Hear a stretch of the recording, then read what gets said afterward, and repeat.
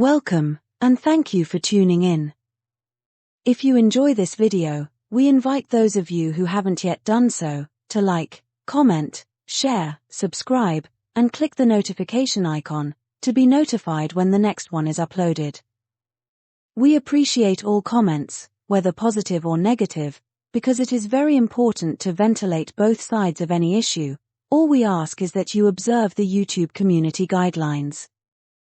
We'd like to urge those of you who haven't yet done so, to sign our online petition for an inquiry into the BBC and Channel 4's coverage of Lewis Hamilton and Abu Dhabi. A link has been provided in the description. If you are on X, then please repost our tweet. Thank you. All season, Toto has been messing with the goat and crying wolf every time the public backlash got too much for him. For example, Mercedes kept sabotaging his race until the public backlash peaked with the whistleblower's email. Then Toto cried wolf about a police investigation until the police debunked his claim, and then he cried wolf about engaging private investigators until the news cycle passed. They tried to sabotage his race in Spain, Canada, Belgium, Britain, and Singapore, to name but a few, and each time they had some excuse, explanation, or apology, while dismissing claims of sabotage.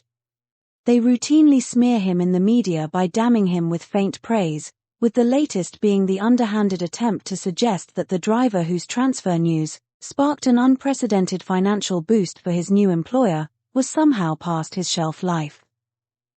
But it appears that the attempts to nobble the goat in Toto's latest book was one step too far for the Austrian goat herder.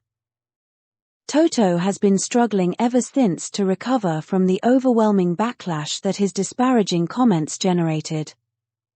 Sir Lewis, on the other hand, has responded in typical fashion by setting the fastest times in free practice 1 and 2, under the Las Vegas lights, and in Q2.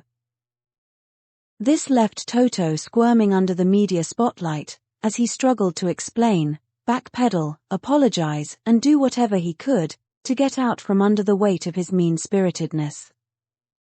Perhaps, he had grown so accustomed to the unlimited tolerance level that F1 media had for hateful anti-Lewis rhetoric that he felt he could get away with saying whatever he liked.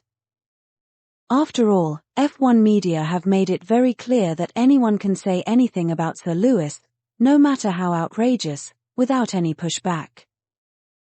For instance, the volume of headlines that have been generated from high-profile talking heads disparaging his transfer to Ferrari is astonishing.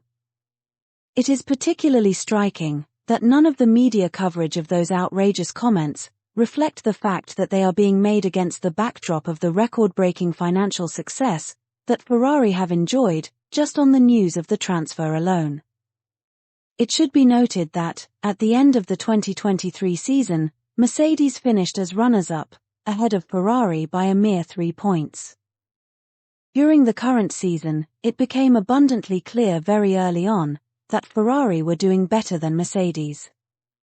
And as the season is grinding to a painful end, it is abundantly clear that Ferrari, who are in a race for the constructors' title, will finish ahead of Mercedes in 4th place, by over 100 points.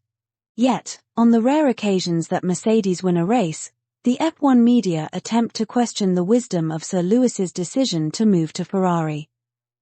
This of course raises serious questions about the credibility and motivation of the talking heads and the media, and reinforces the knowledge that only anti-Lewis news or spin matters. Other striking examples of outrageous anti-Lewis remarks going unchallenged include Mattia, the former Ferrari team principal's claim that he wouldn't have signed the GOAT that triggered record-breaking financial success for Ferrari. One can only imagine how that went down with both his former and new employers.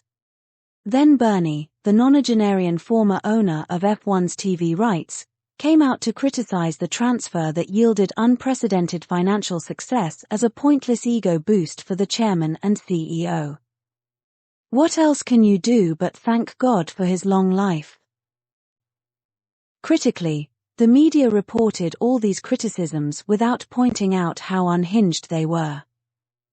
We repeatedly proclaim our belief that it is important to ventilate both sides of any issue, but it appears that this is not what obtains in today's media, especially on matters relating to hateful anti-Lewis rhetoric. It was therefore not surprising to find that there was no pushback from the F1 media against the rubbish that Sir Lewis's soon-to-be former team principal has been putting out all season, culminating in the latest tirades. As is always the case with the GOAT, he pushed back on the track, while the general public pushed back on social media.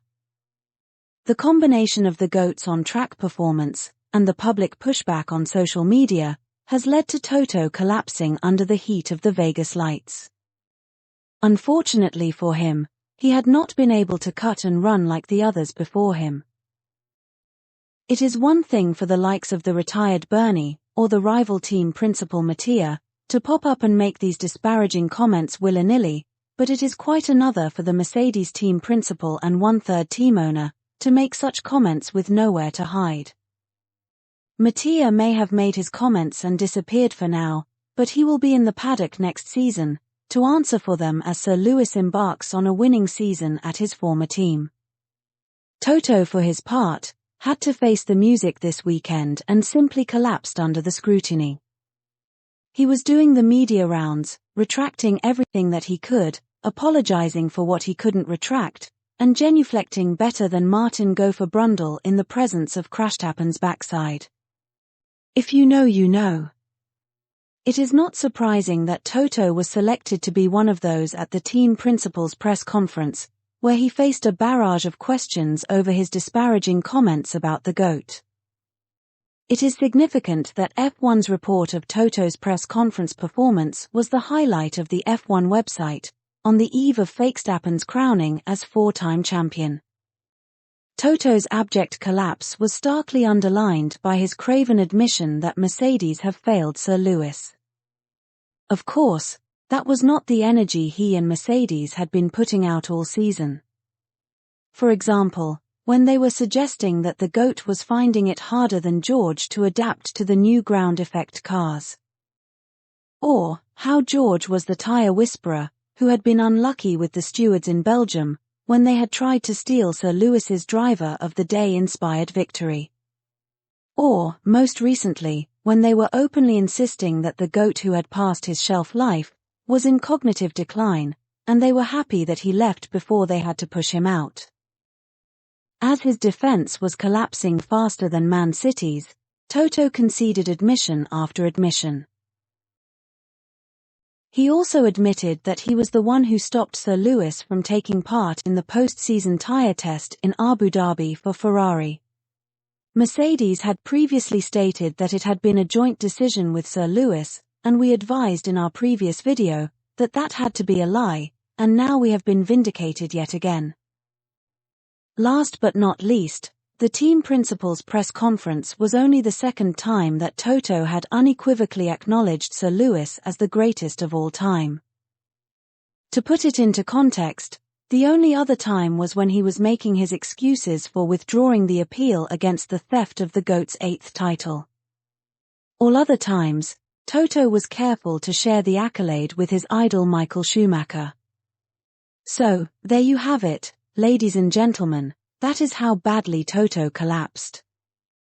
Forza Ferrari.